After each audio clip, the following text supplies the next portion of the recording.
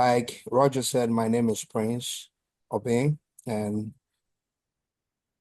I've been in the HSE field for the past 17 years, basically uh, doing everything I can to protect our work colleagues from incidents and accidents. I'm also very interested in issues of sustainability and environmental management as well. Um, for the past 17 years too, I've spoken at seminars, conferences, and train a lot of students through the NEBOSH program from the certificate to process safety to the diploma. So you are welcome to our webinar for this month. And just by way of introduction to IBEX, we undertake a lot of trainings, either via NEBOSH, PCB, and the rest. So if you want to undertake any form of training, don't hesitate to contact IBEX as well.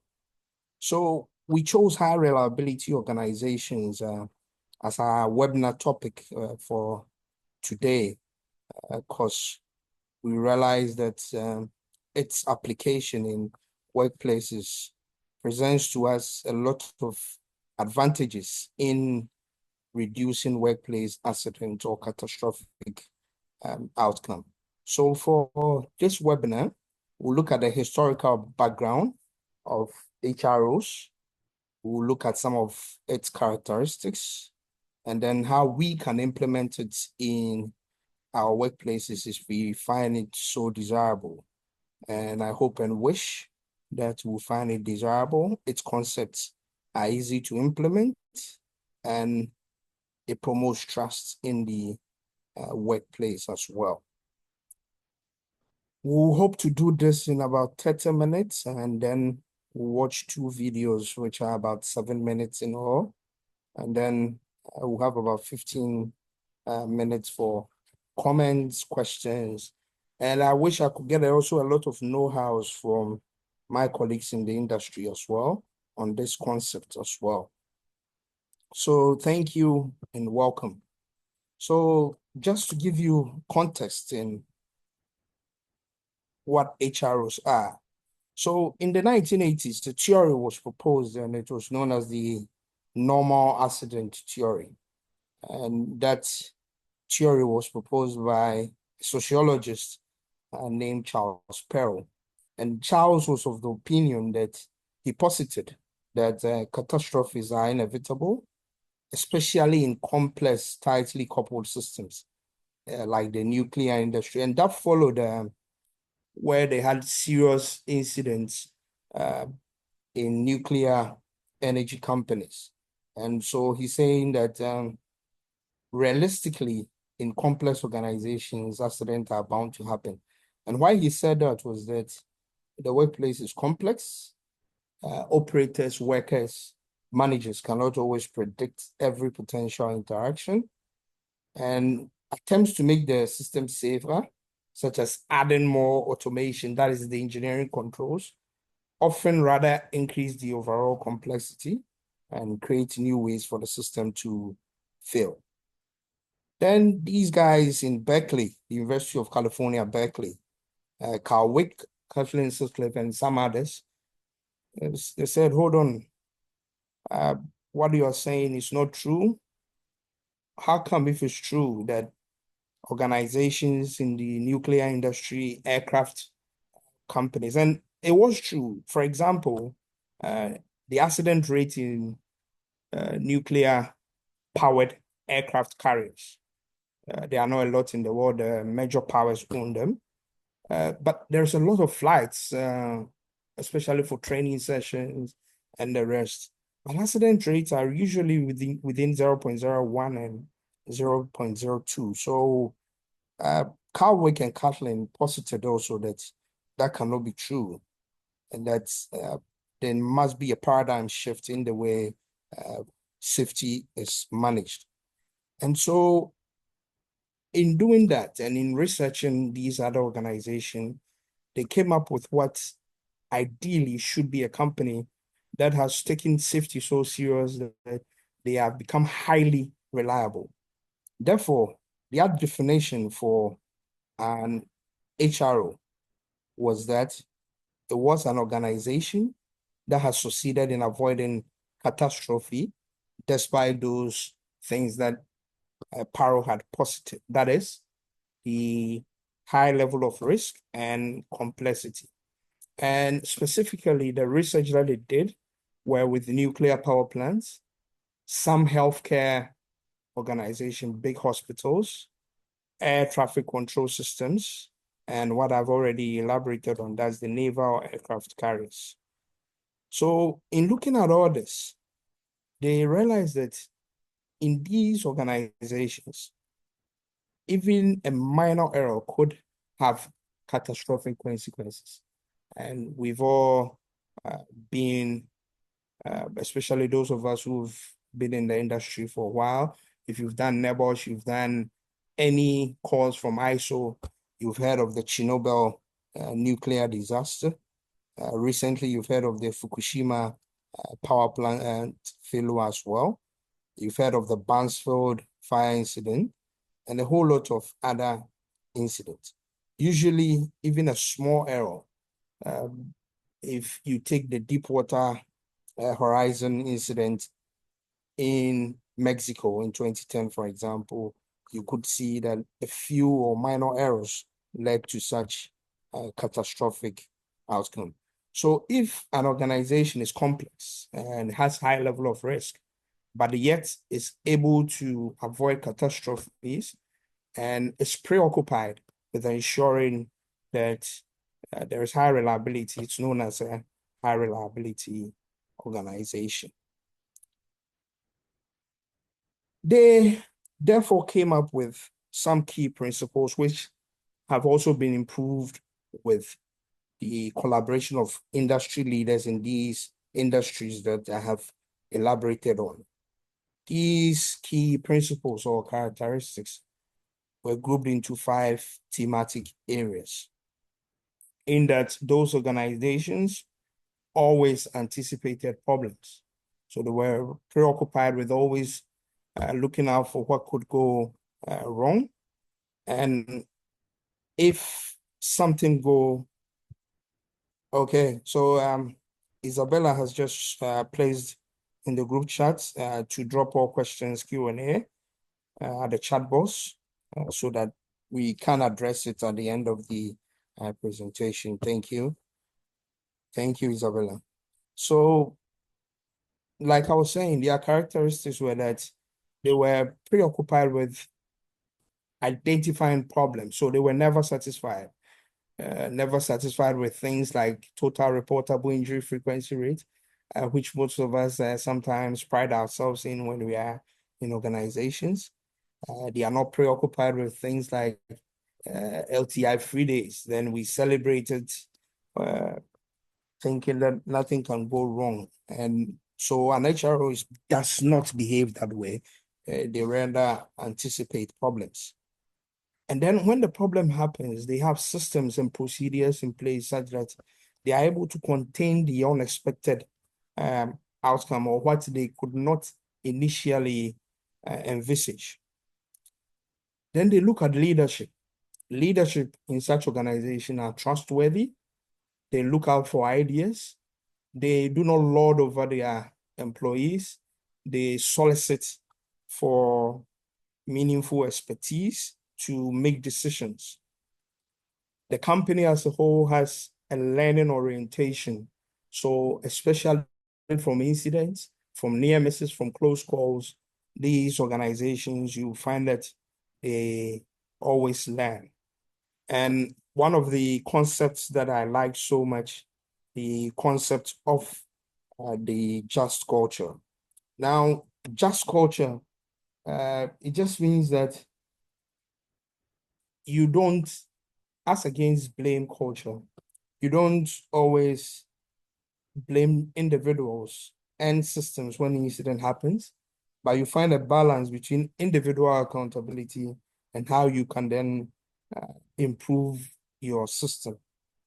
What it does is it therefore encourages reporting of errors and near misses, because individuals know that if I report an error, I'm not going to be received with, the usual retort of you should have known, you should have done this, but rather the focus is on what went wrong and what can I do, rather than on things like who caused it and what punishment can we give to such an individual. Because in reality, if you have a just culture, what it does is it promotes trust, it promotes transparency and learning. But that does not mean that you will not hold staff accountable. You will still hold staff accountable, but you must differentiate between deliberate error and error maybe perhaps based on training needs, errors that are rather based on other things rather than uh, just people who tried to actually do that which is wrong or who deliberately did that which is wrong. One of the concepts that are part of the 5 characteristics is their preoccupation with failure. And like we said previously, they want to learn from their near misses. So what they do is that they use those near misses to do a lot of predictive analysis, and that helps them to build resilience in the organization. And when the incident happens too, they do a lot of human error analysis. That is, they investigate the role of the human factors so that they can gain insights into improvement. And recently, I had a privilege of auditing one of the support services company, or usually what people call contractor, for a particular company. And I realized that when I was looking through their incident and accident procedure, and I saw that they had a comment that when an incident happens, they will look at the role of the individual, the role of the supervisor, the role of co-workers, the role of the manager in how the incident happened. It was a good thing, and I was rather curious to know more. So I asked them to give me an example of an incident that has happened in the past 2, 3 years that they've applied this procedure. And indeed, when I got that report, I could see that they look at the role of the individual. If there's an error, they ask if that error was deliberate. Was it due to a system issue?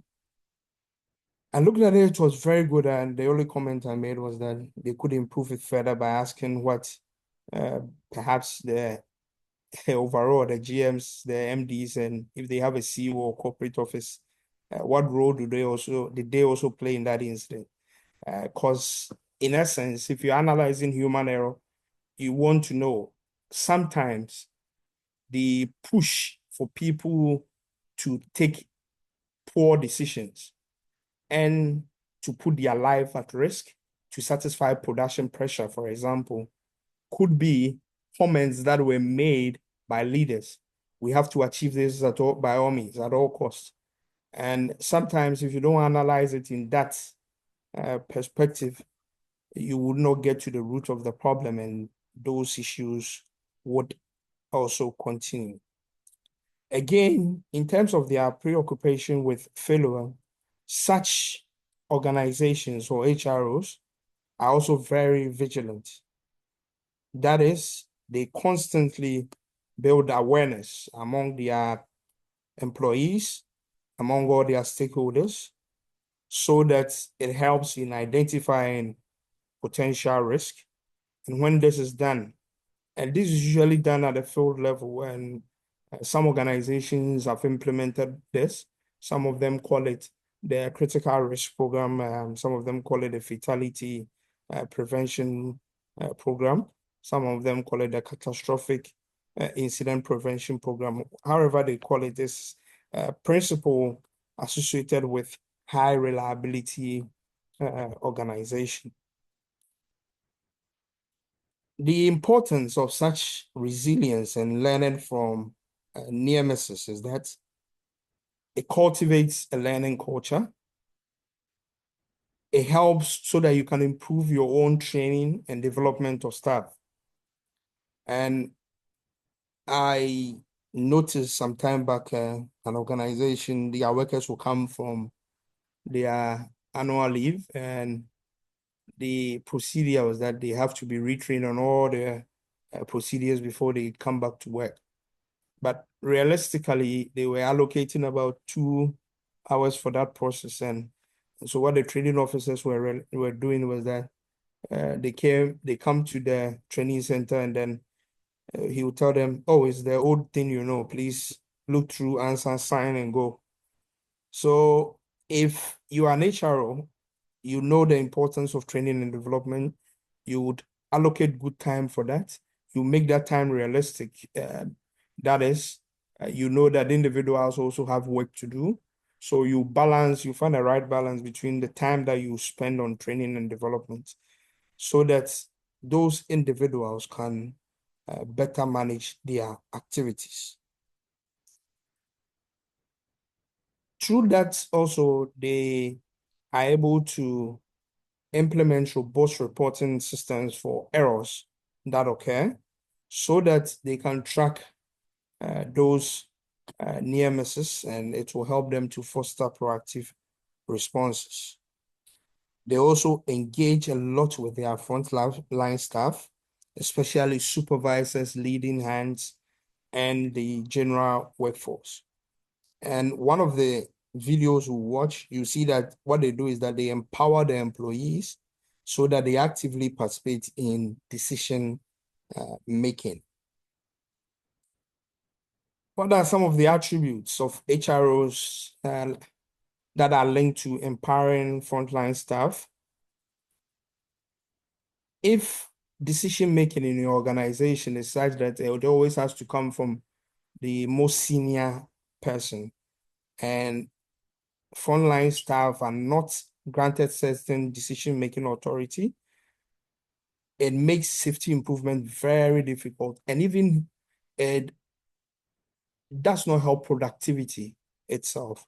So even in operational issues, if you don't decentralize decision-making to a certain extent, and people are afraid to make decisions because of the fear of being blamed and all of that, then it becomes very difficult. You are not behaving like an HRO. Again, there must be a lot of cross-functional collaboration. So depending on the departments that you have, there must be a lot of collaboration. And I have had the privilege of having a finance manager who had even defended some of my budget, even when I thought this cannot go through. So my good friend, I think I'm going to take this out of my budget. So, oh, no, it's very important. Let's put it in. I'll help you defend it. So it's an HRO have some of these attributes. That's cross-functional collaboration. It also fosters open communication along all the frontline staff, either top-down or bottom-up approach. And what it does is staff can share observation without fear because they know that it will rather be used to boost the safety culture. So this was developed also by those same researchers, and they said that in organizations, these are some of the attributes in terms of the metrics that are used in determining safety outcome. So they develop, sometimes you want to, in safety practice, your matrix, you want it to be visually appealing so that employees could understand. They say that such organization 20.55% of the time, they are preoccupied with failure. The decisions are made by experts rather than by only leadership. They are committed to resilience. They are sensitive to the operations, and then they don't oversimplify issues. So supposing somebody make an error, you can't just say, oh, it's just an error, just let it go. What they do is that sometimes they look at it deeper and see that that decision was taken perhaps because the individual does not have the competency to occupy the position that they are occupying. So after knowing the history, looking at the characteristics, the HRO principles have primarily been employed in the nuclear industry, the aircraft, the hospitality industry, and in big hospitals as well. So those of us in mining, oil and gas, timber processing, fishing, other agricultural activities, as part of what we will take away from this webinar, what are some of the implementation strategies for HRO? How would we implement it? And in implementing it, we look at these 4 key areas. Number 1, you would first, if you want to implement it, you need the support of your leadership, and you must first conduct what is known as a safety culture assessment. And that will help you to gauge your organization's safety culture and areas that must improve. Secondly, you must have leadership engagement. That is to involve all leaders at all levels to advocate for drive reliability initiatives throughout the organization. The third thing you could do is also that all errors must have a clear protocol on how they will be reported and then action. Then the lessons learned, the lessons used to improve on learning. All your risk management activities in your organization, either operational, corporate, should use data. And you can use several analytical tools so that you can proactively manage your risk and enhance decision-making across all your operational levels. So if you want to implement, then taking these 4 steps will help you to implement HROs in your organization. The first one, which we talked about, was the safety culture survey. And the UK HSE has also come up with this visual representation of the culture survey and how it helps. And it's similar to the Bradley curve, where if an individual or an organization move from one step to the other, then incidents and others go down. And if you look at the 4 bullet points, and that's one of the points about HR that I like too much. The UK HSE describes becoming an HRO as an endpoint on a journey to developing an effective health and safety culture, and therefore establish organizational reliability. And so if you look at the last individual in the picture, at that point, organizations, what do? They determine priorities and implement change. They develop mindful leadership, leaders who don't make decisions only because it boosts productivity, but think of the individuals, the human beings who are part of the organization. And then they ensure knowledge management and organizational learning as well.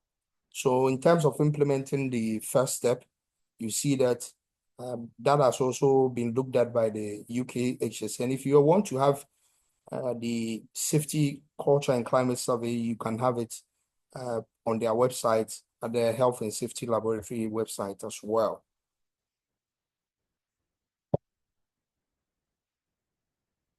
Again, in implementing HRO principles, they posit that you should not continue to use traditional safety matrix. And this is where I foresee that when you are trying to implement, you get a lot of pushback. You get a lot of people not understanding what you want to do, because traditionally we've mainly measured safety performance by things like LTIFR, TIRFR, accident incident rate, and the rest. But your safety matrix should or could include, and here what I could advise is you can find a matrix where they could keep their traditional data measurement, and you could also introduce this and see how it will be accepted. For example, how well are we doing in terms of our preoccupation with failure? Are we simplifying errors? Are we sensitive to our operations to see what is happening? Are we committed to resilience? In decision making, do we defer to expertise? So these are the safety metrics that the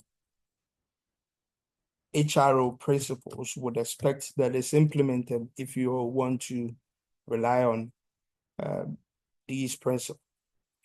So thank you for coming. Like I said, we'll try and use 30 minutes for the presentation and watch a video.